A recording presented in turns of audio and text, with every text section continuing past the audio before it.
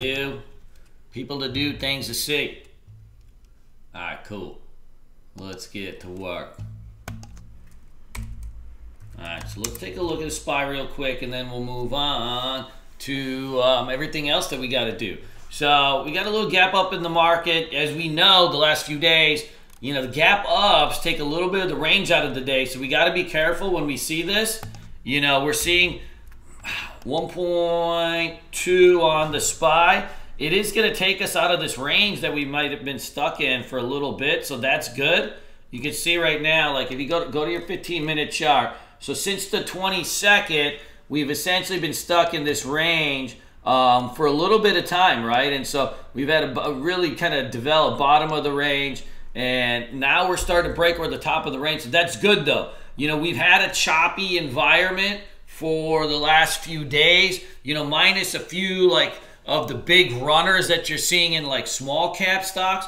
What you're seeing in the rest of the stocks that, you know, we trade and watch, like, you know, the SQs and the Rokus, you're seeing more choppiness, you know, one up day, one down day, one up day, one down day, right? It's like you go up, down, one to green day, down day, green day, red day. So we've been getting a little bit of choppiness in some of the stocks that we like to watch, those higher beta names. And hopefully this move out of range will kind of get us going a little bit. On the long-term basis, you know, the market is still obviously, you know, just a huge bullish thrust. We're digesting, you know, I believe it's like one of the top 5 starts of the market in the last 50 years. So, you know, we've had obvious from here going from a 143 to 183 on the QQQs. I mean, think about what that is on a percentage basis, right?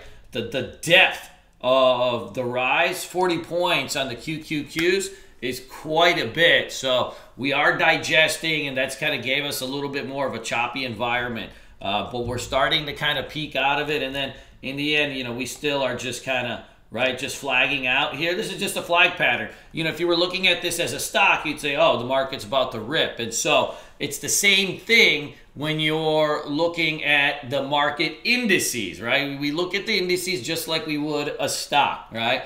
A consolidation and base. These are things that are good for the overall market. You know, stocks get their power from those kind of moments, those resting periods.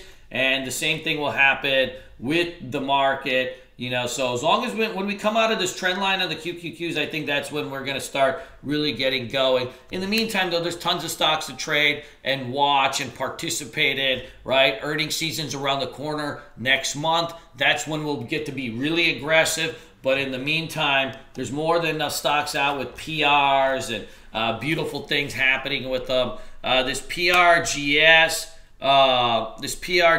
is popping up. It had an acquisition announcement, but they also had Q1 results. You've got a 35 million share float on this thing, so you got a pretty low float for, you know, a $1 billion company. It's a $2 billion company, but you got the float at 35 million. So this has a chance to have really good range. You're starting to see pre-market already, you know, a nice range develop. And the good thing is, like, if you look at, say, a weekly chart, right? You know, if you go back to 2018, you're clearing out really about 2 years, or what, not 2 years, but about 1.5 years worth of resistance.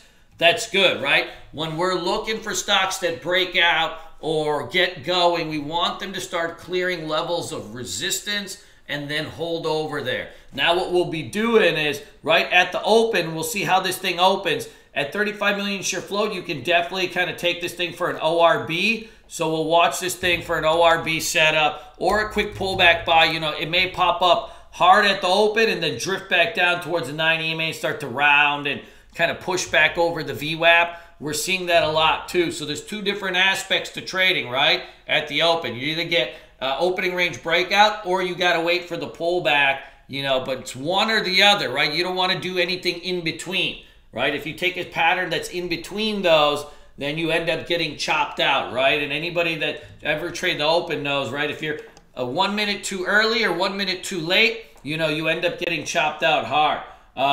This RH I really like too. You know, you're starting to get dusted here at earnings. You got $30 range break, $25 range pre-market. Some nice nice range developing. The issue is going to be the SSR is going to be on this. We'll have to see how it opens.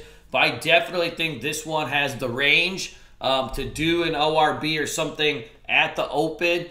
In general, RH on earnings to the upside and downside makes exaggerated moves. Its float's tiny. It's got always a ton of shorts in it. But just because of the price and then the float, it ends up having a little bit of a spread. And so it has these kind of elongated moves at the open when people are driving it up or down, right? That kind of buying and selling on that profile of a stock can cause like big candles on your 5-minute charts. So trade a little bit smaller, but we'll watch this one and see if a pattern starts to develop. I put this seal on my list, but I have a feeling this thing's going to be a turd, so I'm taking it off the list. We got SAC. This thing's breaking over the 200-day moving average. You got a nice range on here, $10 already in the pre-pre. So I think this one should have a chance to. And then on the short side, we got SGH. You're breaking down this bear flag here. So you've kind of tested support multiple times. Hey, Guarav, what's up, baby? We'll talk about lift in a hot second. Thank you, Elizabeth. Appreciate it. Bonsi, how are you? 1 test, 2 tests, 3 tests. So you're starting to break down on bad earnings over here. This one kind of reminds me of home a couple days ago, right? We had this home on the list with similar kind of price range, float, and it was like similar, right? This is the kind of pattern you're kind of looking for at the open, where you get the gap down, then you get the short consolidation, and then you get the, the breakdown, and, you always end up kind of getting, you can get a kind of $2, $3 flush out of these things. That's the kind of pattern we want, though, at the open, right? Gap down, sideways, then go, and then later on, you can fuck around with it and do some other stuff. But usually the open is where the shred zone is. Man, this thing is sticking. There we go. Let's talk about the Lyft IPO today. I forgot. I don't have an exact time of when it's coming out. How you want to trade IPOs. IPOs are a little bit tricky. First of all, there's different types of IPO, but this is going to be a thick IPO, meaning that it has a high market cap. So Lyft is probably, when it IPOs, its market cap's going to be like 25, 30, 35 billion. I don't know, depending on where it opens. So you won't necessarily have like, it's not going to move like a low float, small cap stock. But because it's the first day and you'll probably have some algos and stuff coming in on it, you will have some action on it, but you don't want to blindly buy it. So like right now, you see you've got a blank chart, right? So you've got to let the stock actually set up. So watch how it acts the first candle and then start to see if a range develops, right? And you can use a 2, 3, 5-minute chart, whatever you want, right? And watch and see if a range develops. If it takes out that opening range, then, you'll have something that you can trade. But if it just pops up at the open and just starts to fizzle around the rest of the day, then, you may not have the juice on it. Have to trade it like just any other stock. But use your opening range pattern. So say like it opens at 11 a.m. You're going to treat that like it's the open, like you would PRGS at 9:30. Okay? So you're going to do exactly your opening range patterns on it, but you're just going to do it at 11 o'clock or 12 o'clock or whenever it gets loose. And just trade it small. What happens with these IPO stocks, they can have some shakeouts and stuff, like everybody's excited about it. People are getting in it, and it's going to be heavily watched. And so you lose a little bit of that edge in it versus, right, something that maybe nobody's paying attention to that you could put the shred on it, all right?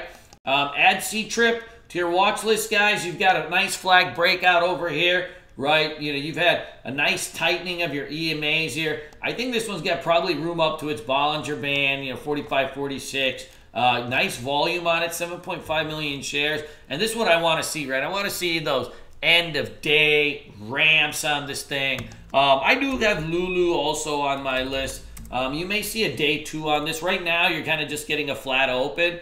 Watch and see, like, if this, support starts to hold, and you start to curl your way back up, and then, start looking for patterns in it. Retail stocks are notoriously finicky to trade. They always are like this, but Lulu does have the ability to make a move. It's just going to need to show a pattern, right? No pattern, no trade. No glove, no love. You know the drill. Hey, Robbie, how you doing? And then STNE, keep that on the list too. It's still holding its 9. This 40, what's happening is every time it dips down and looks like a short down to this 40, it ends up kind of spiking back. So let's see if it kind of rolls back through and we get another shot at this one. I think that one's going to have a chance too. Remember, guys, these are just day trade opportunities, right? You know, we're not marrying these things. This YY, I don't know if I see anything necessarily in them. You know, if you need a Chinese stock, I would just rather trade C-Trip or Huya. They both have stronger daily charts. When you think, you got a stock on your list and it's in a particular sector, try to find the better one. You know, so like Huya might come out of this range. And then that could kind of take it going to the next level, you know. And this one moves fast, right? You know, you could see this thing at $28, $29, $30 within a few days. Good, good, good. What's everybody else doing? How y'all doing?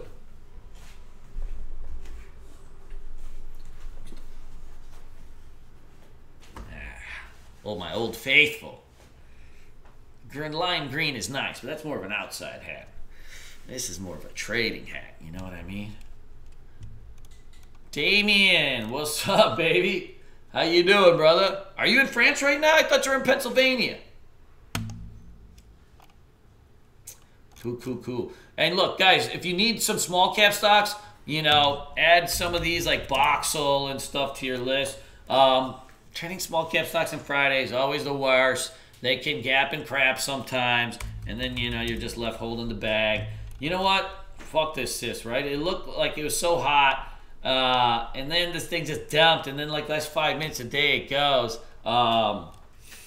It's got crazy range. Whoever's turning these algos on at the end of the day is a genius. Like, you know, you sit there and you're like, oh, this is like a nice flag pattern or blah, blah, blah. And then it dumps, and then next thing you know, like, right, really, like, once everybody's already left the trading pits, you know, not that, you know, we're in trading pits, right? They ramp it up like the last 5 minutes of the day. I mean, who's even trading at 3:45 p.m.?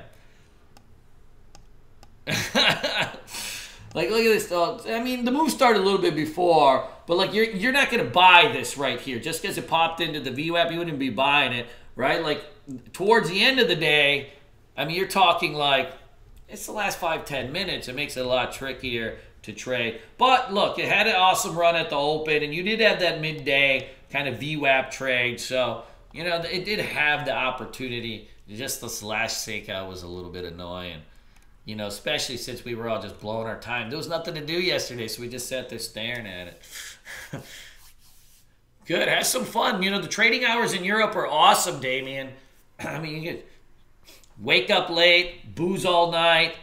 You know, you're in France, you can eat buttery foods. You know, talk to some babes, go out all night, smoke cigarettes, and then wake up at 2 o'clock and start trading. That's awesome. If I was you, I'd just be running around, you know, saying wee-wee, smoking cigarettes, blowing in people's faces everywhere I could go. Sounds awesome. Yeah, but you know what? When you do it in America, like, people start looking at you funny these days. People don't even smoke cigs in Texas anymore. Cool. Guys, it's Friday. You know what the drill is. Be good. Make me proud. Let's have a little fun. Try not to gamble too much on some of these small dogs. There's more than enough stuff to trade. Let's have a little fun. And guys, remember, we got a webinar on Sunday, so I'll see everybody there. We'll have a pizza party. It's BYOB. I'll see everybody there. All right? Let's go do what